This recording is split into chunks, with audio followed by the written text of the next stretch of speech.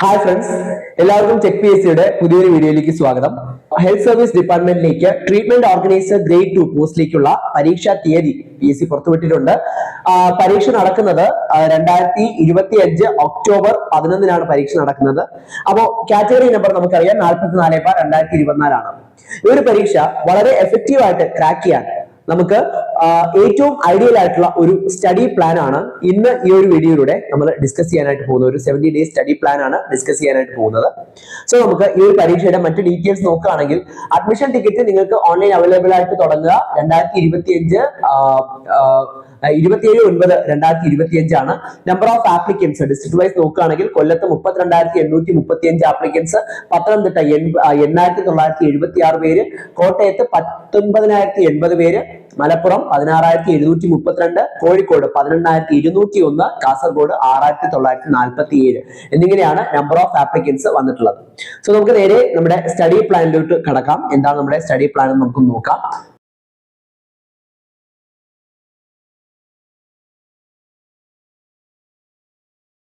Okay, അപ്പോ ഇതൊരു 70 days study plan ആണ്. നമ്മൾ നേരത്തെ പറഞ്ഞ പോലെ അതിൽ 50 ദിവസം നമുക്ക് കോൺസെപ്റ്റ് ബിൽഡിങ്ങിന് വേണ്ടിയിട്ട്, അതായത് നമുക്കൊരു കൺസെപ്ച്വൽ ക്ലാരിറ്റി നേടിയെടുക്കാനായിട്ട് നമുക്ക് ആദ്യത്തെ 50 ദിവസം വിനിയോഗിക്കാം. അതിനുശേഷം 5 ഡേയ്സ് നമുക്ക് സബ്ജക്ട് വൈസ് റിവിഷൻ ആയിട്ടുണ്ട്. 10 ദിവസം മോക്ക് ടെസ്റ്റുകൾ അറ്റൻഡ് ചെയ്യാനും 5 ദിവസം ഒരു ഫൈനൽ ലാബ് ഫുൾ റിവിഷൻ ചെയ്യാനുമാണ് നമ്മൾ ഈ ഒരു സ്റ്റഡി പ്ലാൻ വഴി ഉദ്ദേശിക്കുന്നത്. ആ രീതിയിലാണ് നമ്മുടെ ഈ ഒരു പ്രിപ്പറേഷൻ മുന്നോട്ട് കൊണ്ടുപോകേണ്ടത്. കാരണം ഇതൊരു കോമ്പറ്റേറ്റീവ് എക്സാം ആയതിനാൽ തന്നെ ഒരിക്കലും കോൺസെപ്റ്റ് മുഴുവൻ ക്ലിയർ ആയി അല്ലെങ്കിൽ കോൺസെപ്റ്റ് മുഴുവൻ പഠിച്ചു സിലബസ് കവർ ചെയ്തു എന്ന് പറഞ്ഞത് കൊണ്ട് മാത്രം ഒരുപക്ഷെ നമുക്ക് ഒരു റാങ്ക് മേക്കിങ്ങിലേക്ക് എത്തണമെന്നില്ല. അതിന് മറ്റു കുറച്ച് ഫാക്ടേഴ്സും കൂടെ ഫേവറബിൾ ആവേണ്ടതുണ്ട്. അതിനാണ് നമ്മൾ കൃത്യമായിട്ട് റിവിഷൻ ചെയ്യുക, മോക്ക് ടെസ്റ്റുകൾ അറ്റൻഡ് ചെയ്യുക എന്നുള്ള കാര്യങ്ങളെല്ലാം എങ്ങനെയാണോ സിലബസ് കംപ്ലീറ്റ് ചെയ്യുന്നത് അതുപോലെ തന്നെ ഇമ്പോർട്ടൻസ് ഉള്ള കാര്യങ്ങളാണ്. സോ നമുക്ക് അതൊന്ന് ഡീറ്റെയിൽഡ് ആയിട്ട് നോക്കാം. അപ്പോൾ ഈ ഒരു സ്റ്റഡി പ്ലാനിനെ 4 ഫേസുകളായിട്ട് തിരിച്ചിട്ടുണ്ട്. അതിൽ ആദ്യത്തെ ഫേസ് എന്ന് പറയുന്നത് നമ്മുടെ കൺസെപ്ച്വൽ ക്ലാരിറ്റിക്ക് വേണ്ടിയിട്ടുള്ള ഒരു കോർ സബ്ജക്ട് സ്റ്റഡി ഫേസ് ആണ്. അത് 1 മുതൽ 50 ദിവസം വരെയും നമ്മൾ കോൺസെപ്റ്റ് ബിൽഡ് ചെയ്യാനായിട്ടാണ് നമ്മൾ വിനിയോഗിക്കുന്നത്. അവിടെ നമുക്ക് physics, chemistry, botany, zoology, maths എന്നീ സബ്ജക്റ്റുകളും ഉണ്ട്. അതിനുശേഷം ഫേസ് 2 വരുന്നത് 51 മുതൽ 55 വരെ ദിവസങ്ങൾ സബ്ജക്ട് വൈസ് റിവിഷനായിട്ടാണ് അത് നമ്മൾ വിനിയോഗിക്കേണ്ടത്. അതിനുശേഷം ഫേസ് 3 56 മുതൽ 65 വരെ ദിവസങ്ങളാണ് വരുന്നത്. അവിടെ മോക്ക് ടെസ്റ്റിനും മറ്റ് അനാലിസിസുകൾക്കുമുള്ള സമയമാണ്. നമുക്ക് ഒന്ന് സെൽഫ് അനലൈസ് ചെയ്യാനും എവിടെയാണ് നമ്മുടെ വീക്ക് ഏരിയാസ് അതെല്ലാം കണ്ടുപിടിച്ചിട്ട് ആ ഒരു പ്രിപ്പറേഷൻ ഗ്യാപ്സിനെ ഫില്ല് ചെയ്യാനുമുള്ള ആ ഒരു സമയമാണ് ഫേസ് 3 നമുക്ക് കിട്ടുന്നത്. ഫേസ് 4 നമുക്കൊരു ഫൈനൽ ലാബ് ഫുൾ റിവിഷൻ, നമുക്ക് മറ്റെന്തെങ്കിലും കാര്യങ്ങളൊക്കെ ചെയ്യാനാണ്. അവിടെ ഒരു റിലാക്സ്ഡ് ഫേസ് ആയിരിക്കണം. കാരണം നമ്മൾ അവസാന ഘട്ടത്തിലേക്ക് എത്തിക്കഴിഞ്ഞു. ജസ്റ്റ് ഒന്ന് റിലാക്സ് ചെയ്തിട്ട് ഒരു ഫൈനൽ ലാബ് റിവിഷന് വേണ്ടിയിട്ടൊക്കെയാണ് ആ ഒരു ദിവസങ്ങൾ നിങ്ങൾക്ക് പ്രയോജനപ്പെടുത്തേണ്ടത്. അപ്പൊ നമുക്ക് ഫേസ് 1 സ്റ്റഡി ഫേസ് നമുക്കൊന്ന് നോക്കാം. അതിൽ ഫിസിക്സിന് 10 ദിവസമാണ്. ഫിസിക്സിൽ ഒന്നാമത്തെ ദിവസം 1-2 ദിവസങ്ങളിൽ യൂണിറ്റ്സ്, മെഷർമെന്റ്സ്, കൈനമാറ്റിക്സ് തുടങ്ങിയ ടോപ്പിക്സ്. 3-4 ദിവസങ്ങളിൽ laws of motion, work, power, energy. 5 day 5 rotational motion and gravitation. Day 6 heat and thermodynamics. Day 7 oscillations and waves. Day 8 electrostatics, current electricity. Day 9 magnetism, AC and EM waves. Day 10 optics, modern physics and semiconductors. ഇങ്ങനെ 10 ദിവസം കൊണ്ട് ഫിസിക്സിൽ നമ്മുടെ സിലബസിൽ പറഞ്ഞിരിക്കുന്ന പ്രധാനപ്പെട്ട core topics എല്ലാം നമ്മൾ cover ചെയ്ത് കഴിഞ്ഞിരിക്കണം. ഓക്കെ, അതിനുശേഷം അടുത്ത 10 ദിവസം നമ്മൾ കെമിസ്ട്രിക്കായിട്ടാണ് ഉപയോഗിക്കേണ്ടത്. അതിൽ ആദ്യത്തെ 2 ദിവസങ്ങൾ 11-12 എന്നീ ദിവസങ്ങൾ mole concept, atomic structure and periodic table. 13-14 ദിവസങ്ങളിൽ equilibrium, electrochemistry and surface chemistry. 15-16 ദിവസങ്ങളിൽ SPD and F block elements. 17ാമത്തെ ദിവസം ഓർഗാനിക് കെമിസ്ട്രി ആൻഡ് ബേസിക്സ്, അതിന്റെ IUPAC നെയിം, പിന്നെ ഹൈഡ്രോ കാർബൺസ്. 18ാമത്തെ ദിവസം ആൽക്കഹോൾസ്, ഫീനോൾസ് ആൻഡ് ഈതേഴ്സ്. 19ാമത്തെ ദിവസം പോളിമേഴ്സ് ആൻഡ് ബയോമോളിക്യൂൾസ് ആണ്. 20ാമത്തെ ദിവസം കെമിസ്ട്രി ഇൻ എവറിഡേ ലൈഫും പിന്നെ ഒരു ഫുൾ റീക്യാപ്പ്. ക്ലിയർ? അത് കഴിഞ്ഞിട്ട് ബോട്ടണിക്കായിട്ട് നമ്മൾ 7 ദിവസമാണ് വിനിയോഗിക്കേണ്ടത്. 21ാമത്തെ ദിവസം തൊട്ടാണ് സ്റ്റാർട്ട് ചെയ്യുന്നത്. 21ാമത്തെ ദിവസം സെൽ ബയോളജി. 22 സെൽ സൈക്കിൾ എന്ന് പറയുമ്പോൾ മൈറ്റോസിസും മിയോസിസും. അതിനുശേഷം 23 reproduction in organisms and plants. 24 biotechnology. 25 ecology and environment. 26 human welfare and plant physiology.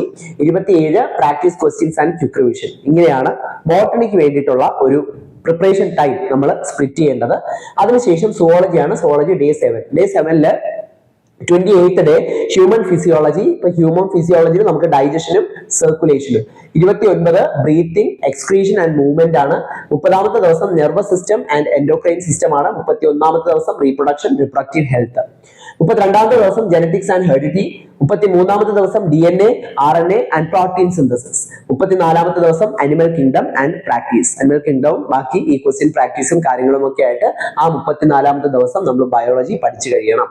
Okay, ഈ ദിവസങ്ങൾ നിങ്ങൾക്കൊന്ന് ഷഫിൾ ചെയ്യാം, വേണമെങ്കിൽ ഒന്ന് ഷഫിൾ ചെയ്യാം. ലൈക്ക് ഒരു സബ്ജക്ട് തന്നെ കണ്ടിന്യൂസ് ആയിട്ട് ഇങ്ങനെ പഠിച്ചുകൊണ്ടിരിക്കുന്നതിന് പകരം ആ ദിവസങ്ങൾ ഇങ്ങനെ ഒന്ന് ഷഫിൾ ചെയ്യാം. എന്നാലും ഈ നമ്പർ ഓഫ് ഡേയ്സ് ഇങ്ങനെ കൃത്യമായിട്ട് ഇങ്ങനെ കണ്ടന്റ് വെയിറ്റേജിനനുസരിച്ച്, സിലബസ് വെയിറ്റേജിനനുസരിച്ചാണ് ഈ നമ്പർ ഓഫ് ഡേയ്സ് സെറ്റ് ചെയ്തിട്ടുള്ളത്. അപ്പൊ ആ ഒരു നമ്പർ ഓഫ് ഡേയ്സിൽ മാറ്റം വരാതിരിക്കാനായിട്ട് ശ്രദ്ധിക്കുക. അത് വളരെ ഇമ്പോർട്ടന്റ് ആണ്.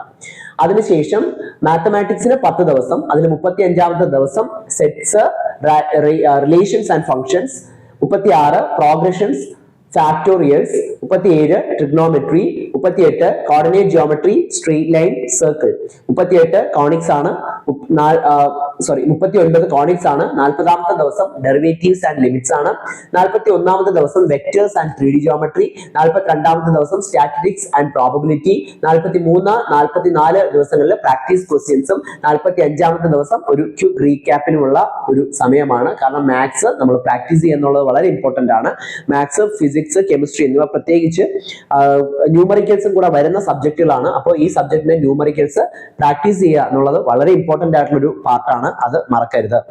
ഓക്കെ, അതിനുശേഷം ഒരു 5 ദിവസം നെക്സ്റ്റ് ഫേസിലേക്ക് കടക്കുകയാണ്. അപ്പോ നെക്സ്റ്റ് ഫേസ് അല്ല, ഈ ഒരു ബഫർ ഡേയ്സ് അല്ലെങ്കിൽ ക്വിക്ക് റീക്യാപ്പിന് വേണ്ടിയിട്ട് ഇതെല്ലാം ഷഫിൾ ചെയ്ത് നമുക്ക് ഈ ഒരു സിലബസിലെ മുഴുവൻ കാര്യങ്ങളും ഒരു ഫുൾ റീക്യാപ്പിന് വേണ്ടിയിട്ട് എടുക്കുന്ന ഒരു പീരീഡ് ഓഫ് ടൈം ആണ് 46 മുതൽ 50 വരെയുള്ള ദിവസങ്ങൾ.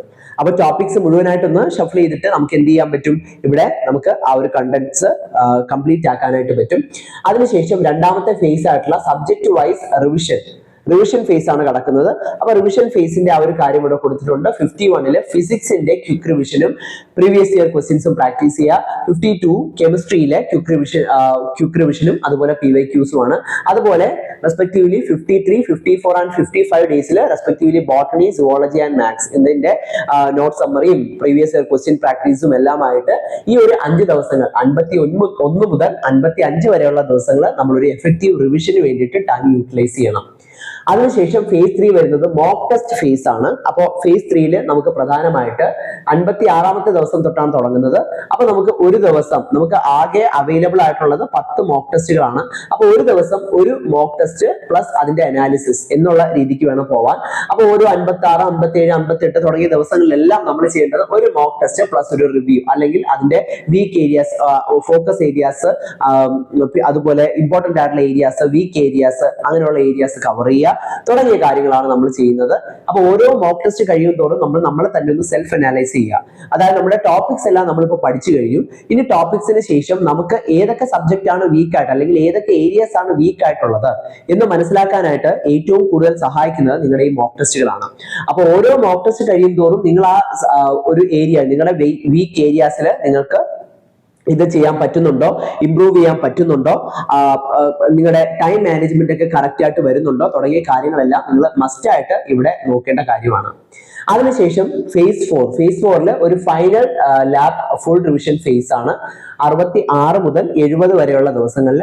അപ്പൊ നിങ്ങൾക്ക് അതിന്റെ ഓരോ ഡേയ്സിൽ ഫിസിക്സ്, കെമിസ്ട്രി അതിന്റെ കീ കോൺസെപ്റ്റ് 66ാമത്തെ ദിവസം, ബോട്ടണി, സുവോളജി അതിന്റെ കീ കോൺസെപ്റ്റും ഹൈ യീൽഡ് ടോപ്പിക്സും 67ാമത്തെ ദിവസം, അതുപോലെ 68ാമത്തെ ദിവസം മാത്തമാറ്റിക്സിന്റെ പ്രധാനപ്പെട്ട ഫോർമുലകൾ, ഷോർട്ട് കട്ട്സ് തുടങ്ങിയ കാര്യങ്ങൾ, 69ാമത്തെ ദിവസം ക്വിക്ക് നോട്ട്സ്, റിവിഷൻ അതിന്റെ എല്ലാ സബ്ജക്റ്റിന്റെയും, പിന്നെ ലാസ്റ്റ് ദിവസം നമുക്ക് ജസ്റ്റ് ഒന്ന് റിലാക്സ് ചെയ്തിട്ട് ഒരു ചെറിയൊരു റിവിഷനും മൈൻഡ് മാപ്പിങ്ങിനും ഒക്കെ വേണ്ടിയിട്ട് അവസാനത്തെ ദിവസം ഉപയോഗിക്കാവുന്നതാണ്. ഓക്കെ, അപ്പോ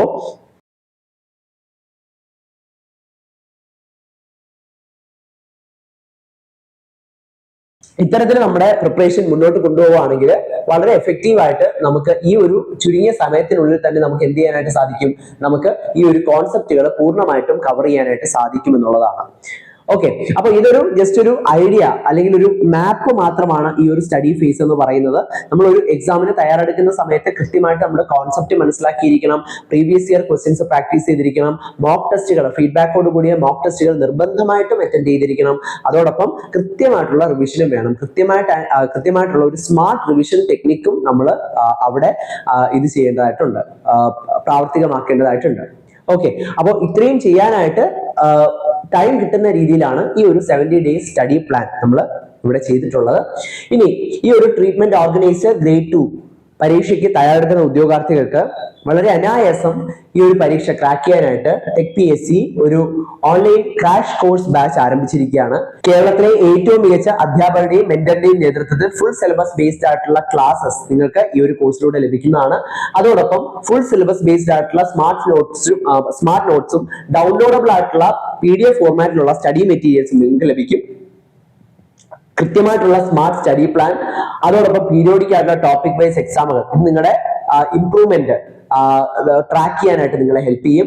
അതോടൊപ്പം ഫുൾ സിലബസ് ബേസ്ഡ് ആയിട്ടുള്ള മോഡൽ എക്സാമുകൾ, ഫീഡ്ബാക്കോട് കൂടിയ മോഡൽ എക്സാമുകൾ, കേരളത്തിലെ ഏറ്റവും മികച്ച ഫാക്കൽറ്റീസ് തരുന്ന മെന്റർഷിപ്പ് തുടങ്ങിയ എല്ലാ സവിശേഷതകളും ഈ ഒരു കോഴ്സിലുണ്ട്.